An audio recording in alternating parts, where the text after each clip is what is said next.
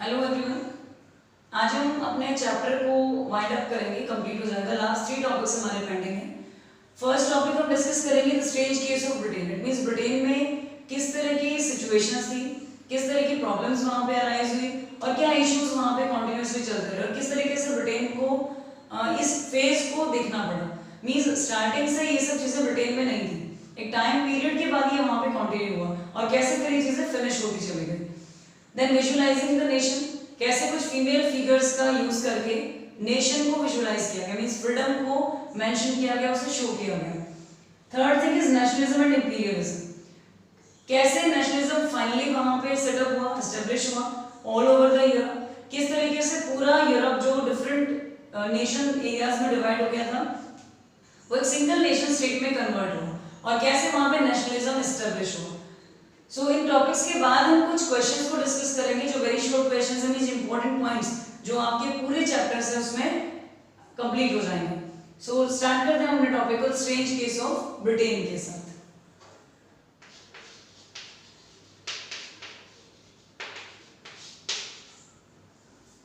The model of the nation or the nation state, some scholars have argued is Great Britain. It means generally जो scholars थे उनके according जो model था nation का या nation state का वो किससे रिलेट करता था, ग्रेट ब्रिटेन से रिलेटेड था। मींस इसकी स्टार्टिंग उन्हीं एरिया से हुई और ये जो रिजल्ट था कि ये नेशनलिज्म यहाँ पे स्प्रेड हुआ या जो फाइनली नेशनलिज्म यहाँ पे आया वो बहुत ही लॉन्ग टर्म प्रोसेस था। इट मींस नेशनलिज्म को लेकर आना, उसे एस्टेब्लिश करना बहुत इजी नहीं था।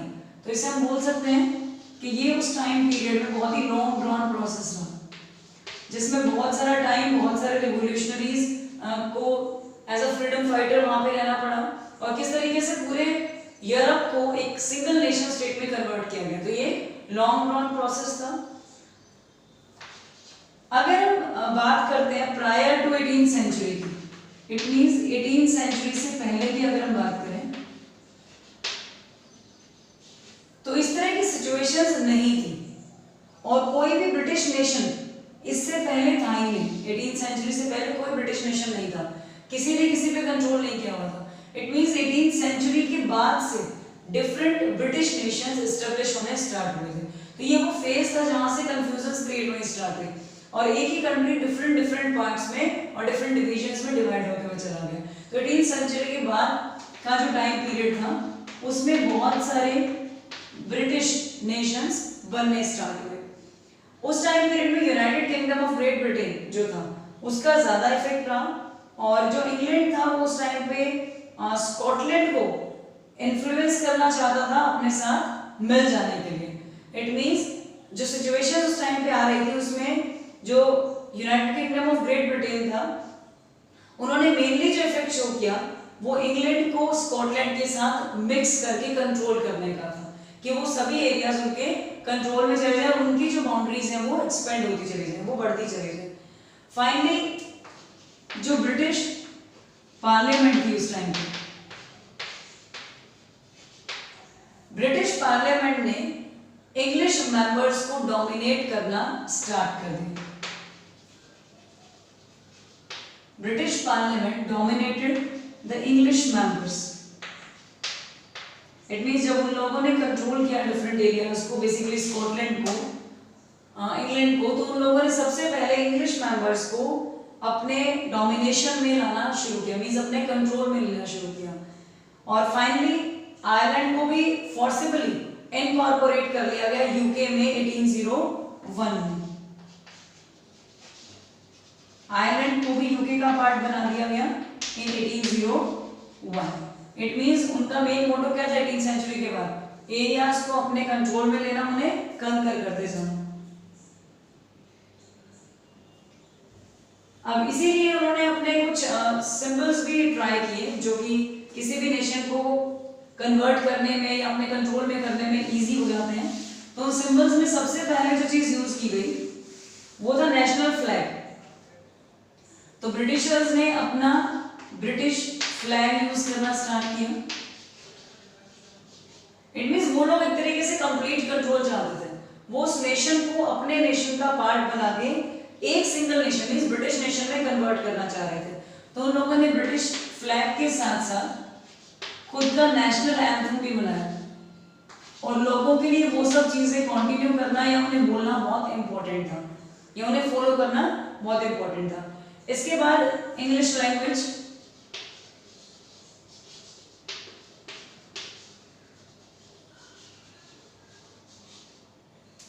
First then their flag then national anthem और लास्ट इज इंग्लिश लैंग्वेज।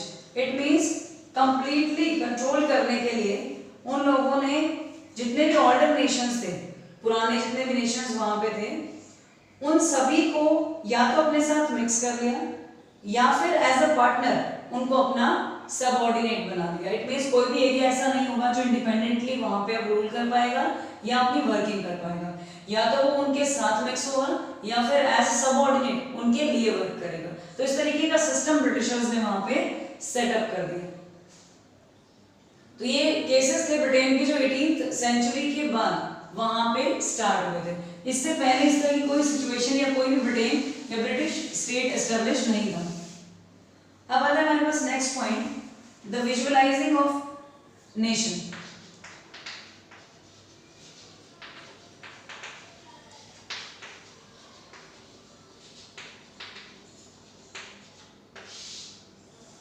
अब विजुअलाइजिंग ऑफ नेशन में हम सबसे इंपॉर्टेंटली जो बात करेंगे that is related with female figures, कि फीमेल फिगर्स की हेल्प से नेशन को विजुअलाइज किया जा रहा था बहुत इजीली। वो लोग इनकी हेल्प से उनको एक्सप्लेन कर रहे थे।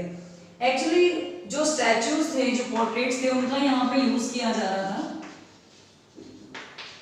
पोर्ट्रेट या फिर किसी भी स्टैच्यू का वो लोग यूज कर रहे थे नेशन को इजीली समझाने के लिए, उसे विजुअलाइज करने के लिए, और उनके अकॉर्डिंग ये बहुत ही इजी वे था रिप्रेजेंट करने का कि जो रूलर है उसके थ्रू इन चीजों को रिप्रेजेंट किया जा सकता है कि अब हम फ्री हो चुके हैं और हम अपने नेशन को या खुद को रूल कर सकते हैं।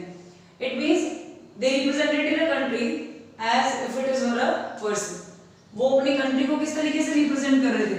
As a person.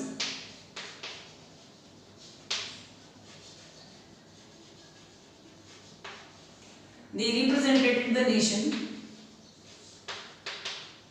as a person, means उसे as a person वहां पे दिखाया जा रहा था।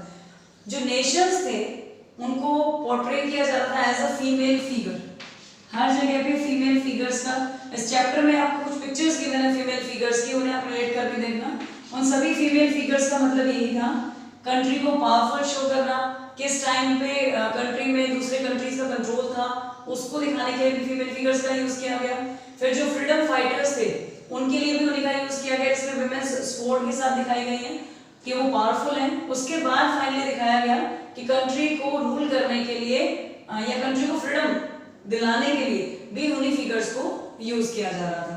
इट मींस उस टाइम पे फीमेल फिगर जो थी they became an allegory of the nation.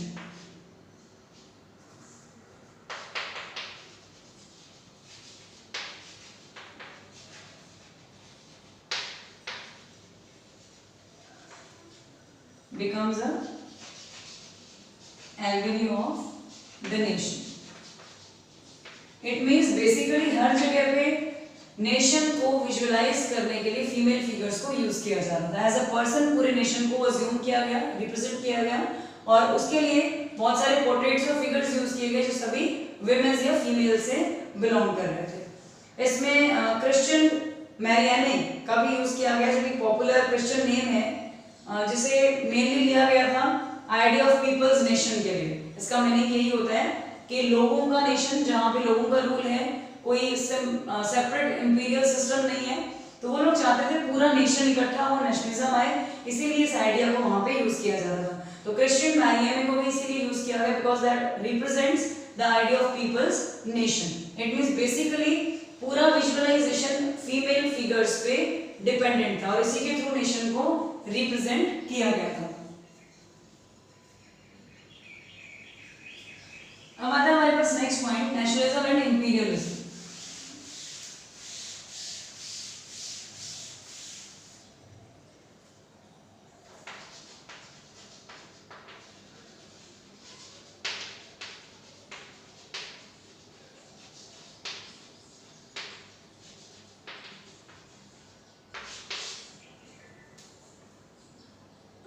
अगर हम 19th सेंचुरी की बात करते हैं तो 19th सेंचुरी एक ऐसा टाइम पीरियड था जहां पे बहुत सारे आइडियाज में चेंजेस हो गए थे। बेसिकली जो आइडिया ज्यादा और टाइम पीरियड तक यहाँ पे नहीं रहा, that is idealistic liberal democratic sentiments.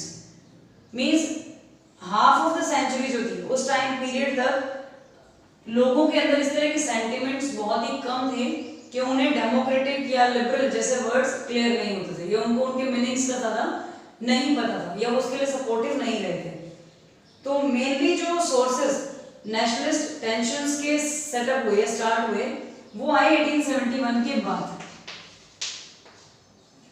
हम कह सकते हैं आफ्टर 1871 इस तरह की प्रॉब्लम्स या ऐसे रेवोल्यूशंस यहाँ पे ज्यादा स्टार्ट हुए डिफरेंट एरियाज में, और सबसे ज्यादा ये हुए बाल्कन्स में।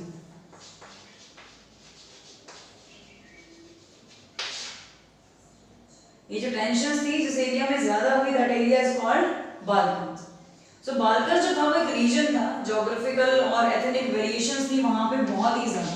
इट मींस सभी लोग बहुत ही डिफरेंट थे एक दूसरे से। सो ज्योग्राफिकल और एथनिकली वो सभी एक दूसरे से डिफरेंट थे। तो सबसे ज्यादा इश्यूज जो थे उस टाइम पीरियड में वो यहीं पे क्रिएट हुए। One by one, its European subjects, nationalists, they went away from its control and declared independence. Finally, यहाँ पे भी सभी के हाथ से कंट्रोल चला गया और इंडिपेंडेंस को डिक्लेयर कर दिया गया। बट बाल्कन उस टाइम पे एक ऐसा एरिया रह गया, इतना होने के बाद भी, जहाँ पे कॉन्फ्लिक्ट्स कॉन्टिन्यूअसली चल रहे थे। इट मीन्स वो लोग अब भी इंपीरियलिस्टिक स्टेट चाहते थे, खुद का कंट्रोल चाहते थे अपने एरिया पे, अपने एथनिक पोजीशन को होल्ड करके रखना चाहते थे। जितने भी बाल्कन स्टेट्स थे वो सभी जेलस थे एक दूसरे से, बिकॉज वो एक दूसरे की टेरिटरीज को कंट्रोल करके अपने एरियाज को एक्सपेंशन करने पे विश्वास रखते थे।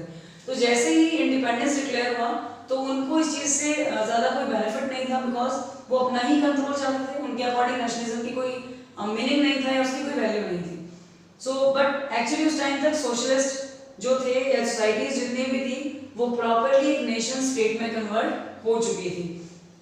तो जो नेशन स्टेट था उसका आइडिया नेचुरल हो गया था हर जगह पे कि ऐसा होता ही है, और यूनिवर्सली एक्सेप्ट भी कर लिया गया था। तो फाइनली इनका कुछ इफेक्ट ज्यादा लॉन्ग टाइम पर तक नहीं रहा, बट हाँ 1871 के बाद यहाँ पे कुछ इश्यूज रहे थे और ये कॉन्फ्लिक्ट्स लॉन्ग टाइम पीरियड थे, बिकॉज वो नेशनलिज्म के बाद भी इंपीरियलिज्म को कंटिन्यू करना चाहते थे। और वो लोग सभी एथनिकली और ज्योग्राफिकली डिफरेंट होने की वजह से एक दूसरे के साथ ही बॉन्डिंग्स क्रिएट नहीं कर पा रहे थे। मींस उनके बीच में आपस में ही कॉन्फ्लिक्ट्स रहते थे, बिकॉज वो एक दूसरे की टेरिटरीज को फोकस करना चाहते थे और उन्हें कंट्रोल करना चाहते थे। सो फाइनली लॉन्ग स्ट्रगल के बाद, एक बहुत लंबे टाइम पीरियड के बाद, यूरोप एक सिंगल नेशन स्टेट में कन्वर्ट हुआ, जिसमें बहुत सारे डिफरेंट स्टेट्स थे। उन सभी को, डिविजन्स को या रूलर्स को वहां से हटा दिया गया और फाइनली वहां पे एक डेमोक्रेटिक लिबरल गवर्नमेंट को एस्टेब्लिश कर दिया गया। सो कुछ क्वेश्चंस डिस्कस करते हैं जो कि वेरी शॉर्ट क्वेश्चंस का पार्ट है, इंपॉर्टेंट टॉपिक्स हैं। फर्स्ट क्वेश्चन है, name the treaty of 1832। Name the treaty of 1832। एक ट्रीटी हुई थी 1832 में और इसे रिकॉग्नाइज किया गया था ग्रीस में एज अ इंडिपेंडेंट नेशन। जब ग्रीस एक इंडिपेंडेंट नेशन बना था उस टाइम पे इस ट्रीटी को किया गया था। तो इस ट्रीटी को क्या नेम दिया गया था? That treaty was known as Constantinople treaty. Treaty of Constantinople.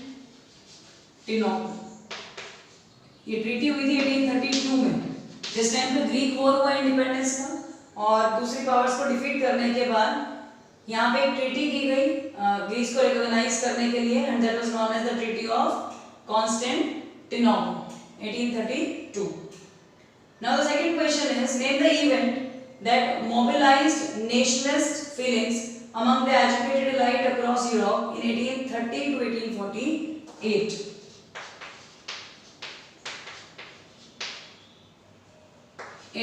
से 1848 के बीच में ऐसे कौन से इवेंट्स हुए जिन्होंने लोगों में नेशनलिस्ट फीलिंग्स को स्टार्ट किया या एजुकेटेड इलाइट्स को बेसिकली इनकी तरफ अट्रैक्ट किया।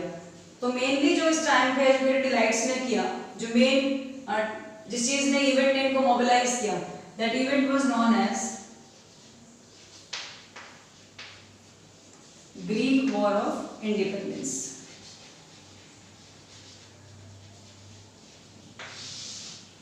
ग्रीक वॉर ऑफ इंडिपेंडेंस, जिस वॉर में एक मेन इवेंट जो उस टाइम का था 1830 से 1848 के बीच में, जिसकी वजह से बहुत सारे नेशनलिस्ट फीलिंग्स लोगों के बीच में आई और उन लोगों ने इन्हें इन सेंटिमेंट्स को यूज करना स्टार्ट किया। और सबसे ज्यादा इनका इफेक्ट आया उस टाइम पे जो उस टाइम की एजुकेटेड क्लास थी, इलाइट क्लास थी, उनके ऊपर, और जिन्होंने सपोर्ट करना भी स्टार्ट कर दिया। अब आता है third question, what was the main M of the revolutionaries of Europe during the years following 1815? It means 1815 में ऐसे कौन से मेन एम थे रेवोल्यूशनरीज के जिसके लिए वो लोग रेवोल्यूशंस करना चाहते थे। सो सबसे पहला एम जो था 1815 में लोगों का उस टाइम पे रेवोल्यूशनरीज का, that was to oppose monarchical forms of government, to oppose monarchical forms of government. It means जो रूलर्स थे, जो उस टाइम पे डिफरेंट एरियाज को डिवाइड करके रूल कर रहे थे, सभी रेवोल्यूशनरीज उन्हें अपोज करते थे। मींस मोनार्कियल सिस्टम प्रॉपर नहीं था, इक्वल रूल्स रेगुलेशंस नहीं थे, इसलिए वो लोग उन्हें कंटिन्यू करना नहीं चाहते थे। That was established after the Congress of Vienna and to fight for liberty and freedom. अब वो लोग क्या चाहते थे कि उन सभी को लिबर्टी और फ्रीडम, सो इसी रीजन से वो लोग अपोज कर रहे थे।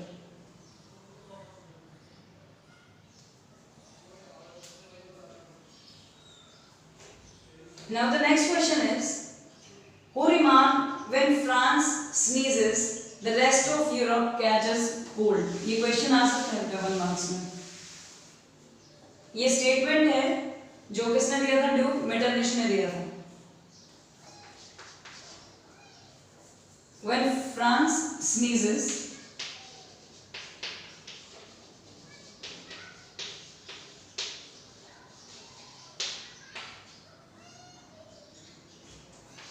the rest of Europe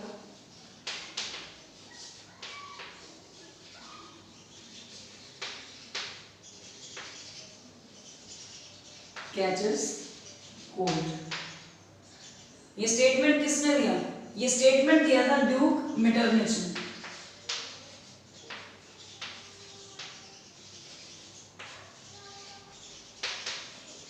Duke Metternich ने। और ड्यूक मेटरनिच कौन थे? The Austrian chancellor.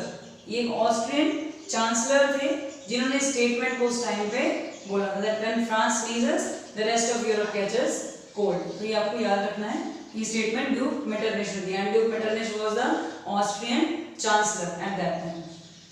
Now the next question is, who was proclaimed the German emperor in a ceremony held at Versailles in January 1871?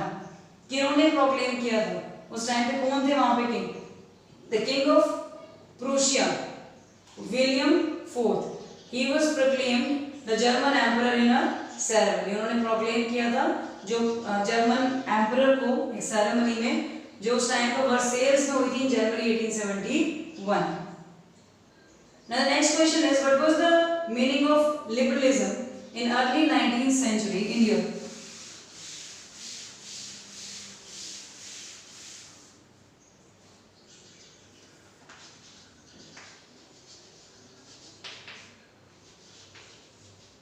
What was the meaning of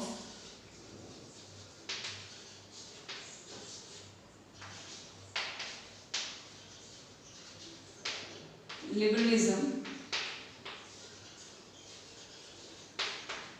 in early 19th century in Europe. It means liberalism 19th century के time period में क्या था, इसका meaning क्या था? This is for the new middle class. Liberalism stood for freedom. जो उस time की न्यू मिडिल क्लास थी, जो एजुकेटेड लोग थे और फ्रीडम चाहते थे, उनके अकॉर्डिंग लिबरलिज्म का मेन मीनिंग क्या था? It stood for freedom for individuals. वो चाहते थे कि इंडिविजुअल्स को फ्रीडम मिले, प्लस उनके अकॉर्डिंग फ्रीडम के साथ साथ सबको इक्वालिटी भी मिलनी चाहिए। Equality for all before law. It means law के लिए कोई मैन है, विमेन है, एजुकेटेड है, अनएजुकेटेड है, रिच है या पुअर है, सभी को इक्वल ट्रीटमेंट मिलना चाहिए। लॉ सभी के लिए एक जैसे होने चाहिए। एंड पॉलिटिकली अगर देखा जाए इसका meaning, so it was a concept of the government by concept of economically liberalism for the freedom of markets and the abolition of state imposed restrictions on the movement of goods and capitals. It means अगर हम generally बात करते हैं तो इसका meaning क्या था लोगों के लिए? उनके अकॉर्डिंग लिबरलिज्म क्या है? जब मार्केट में गुड्स और कैपिटल को मूव करने में रिस्ट्रिक्शंस ना हो, स्टेट अपने रिस्ट्रिक्शंस को अबॉलिश कर दे, फिनिश कर दे और मार्केट को फ्री कर दिया जाए वर्क करने के लिए। सो वो क्या हो जाएगा? उनके लिए फ्रीडम हो जाएगा। तो मीन्स लोगों के अकॉर्डिंग इसके अलग अलग मीनिंग्स थे। जिसको जिस तरह की रिक्वायरमेंट होगी उसका फ्रीडम अगर उसको मिल जाता है तो इट मीन्स वो चीज उसके लिए क्या हो जाएगी? लिबरलिज्म, वो उसके लिए फ्रीडम हो जाएगी। अब the next question, what was the main aim of the Treaty of Vienna in 1815?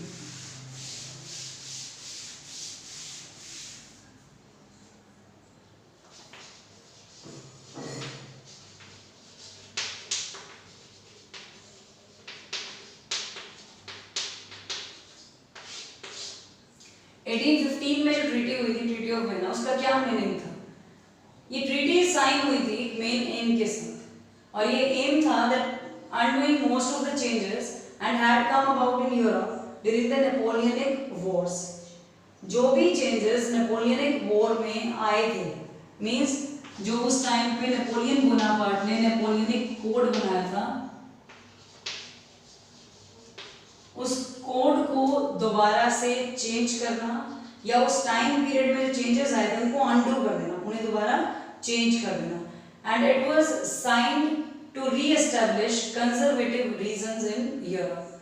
Conservative इसे अबॉलिश करना था, इन चेंजेस को जो उस टाइम पे मींस अनडू करना था इन चेंजेस को जो उस टाइम पे नेपोलियनिक कोड में वॉर्स में हुए। और it was signed actually to reestablish, it was signed to re-establish the conservative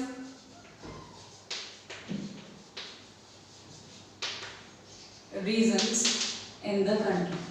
ये चाहते थे कि फिर से कंट्री में किस तरह के रीजंस आ जाएं जहां पे कंजर्वेटिव्स का रूल हो, मींस री-एस्टैब्लिश करना था यूरोप में उन रीजंस को। यहाँ पे यूरोप पे लिख सकते हो।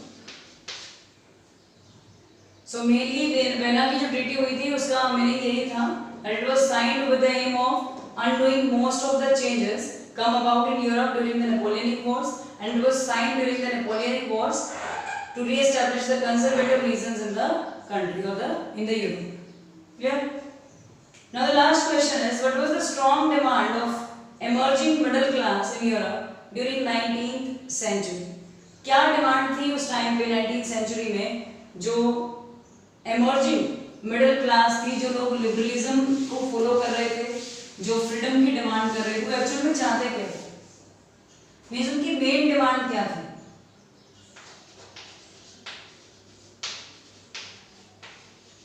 इसमें दोनों थे, man and women, middle class का दोनों पार्ट थे और ये सभी लिबरल मिडिल क्लास का पार्ट थे। लिबरल जहां पे वर्ड आ गया, इट मींस उन्हें फ्रीडम की रिक्वायरमेंट थी, इक्वालिटी की रिक्वायरमेंट थी।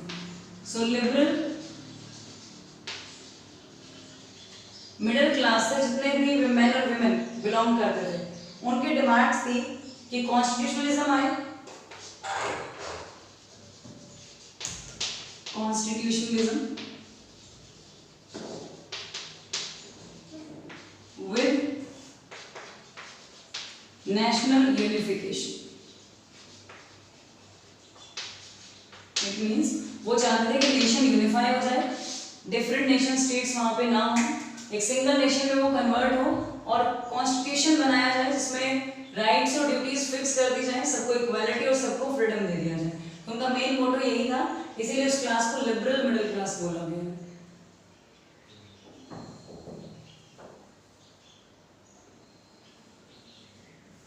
सो चैप्टर अभी हमारा कंप्लीट हो गया। इसके अलावा जितने क्वेश्चंस हैं वो आप लोग सभी देख लेना, जहां आपको कंफ्यूजन हो आप पूछ लेना मुझसे। इसमें हमने आज लास्ट टॉपिक कंप्लीट किया। सो इससे हम एक फाइनल डिसीजन या कंक्लूजन पे पहुंच गए हैं कि जो यूरोप था वहां पे नेशनलिज्म को लाना एक बहुत इजी चीज नहीं थी। मींस एक लॉन्ग टाइम पीरियड की स्ट्रगल थी जिसमें अलग अलग नेशन स्टेट से इंपीरियलिस्टिक स्टेट्स को दोबारा से कन्वर्ट किया गया एक सिंगल नेशन स्टेट में। मींस डिफरेंट, जो हमने इटली का यूनिफिकेशन देखा जो 7 स्टेट्स में डिवाइड हुआ था, उसको फिर से एक सिंगल स्टेट में कन्वर्ट किया गया, इटली को यूनिफाई किया गया।